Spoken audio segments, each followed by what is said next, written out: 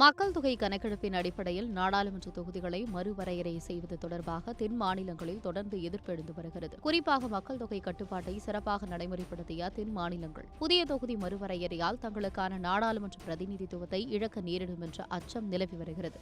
வட மாநிலங்களில் கடந்த சில ஆண்டுகளாக மக்கள் தொகை அதிகரித்துள்ள நிலையில் தற்போதைய மக்கள் தொகை கணக்கெடுப்பை அடிப்படையாக கொண்டு தொகுதி மறுவரையறை மேற்கொள்ளப்பட்டார் வட மாநிலங்களுக்கு அதிக நாடாளுமன்ற தொகுதிகள் கிடைக்க வாய்ப்பு உள்ளதாக கூறப்படுகிறது. இதனால் தமிழ்நாடு உள்ளிட்ட தென் மாநிலங்களின் பிரதிநிதித்துவம் குறையக்கூடும் என அரசியல் கட்சிகள் எதிர்ப்பு தெரிவித்து வருகின்றன. இந்த விவகாரம் தொடர்பாக நாடாளுமன்றத்தில் மத்திய பாஜக அரசு மீண்டும் தொகுதி மறுவரையறை தொடர்பான மசோதாவை கொண்டுவர திட்டமிட்டுள்ளதாக தகவல்கள் வெளியாகின. இதையடுத்து தமிழகத்தின் நிலைப்பாடு குறித்து விவாதிக்க தமிழ்நாட்டை சேர்ந்த நாடாளுமன்ற உறுப்பினர்களின் தமிழக முதல்வர் விஜய் அழைப்பு விடுத்தார். இந்நிலையில் முதல்வர் விஜய் அழைப்பு விடுத்துள்ள கூட்டத்தில் பங்கேற்கப் போவதில்லை என திமுக அறிவித்துள்ளது. கூட்டத்துக்கான அழைப்பை திமுக நிராகரித்துள்ள நிலையில் இது தொடர்பாக திமுக எம்பி கனிமொழி அறிக்கை ஒன்றை வெளியிட்டார். அந்த அறிக்கையில் தமிழ்நாட்டின் பிரதிநிதித்துவத்தை காப்பதிலும் நியாயமான தொகுதி மறுசீரமைப்பு என்பதிலும் எங்கள் தலைவர் மு க ஸ்டாலின் தலைமையிலான திமுக கழகம் தனது முந்தைய நிலைப்பாட்டில் உறுதியாக இருக்கிறது. இப்போதைய நாடாளுமன்ற கூட்டத்தொடரில் தொகுதி மறுவரையறை சட்டத்தை ஒன்றிய அரசு நிறைவேற்றப் போவதாக எந்த அதிகாரப்பூர்வ அறிவிப்பும் வெளியாகவில்லை. திருத்தப்பட்ட சட்ட முன்வடிவு இன்னும் கையில் கிடைக்கப்பெறவும் இல்லை.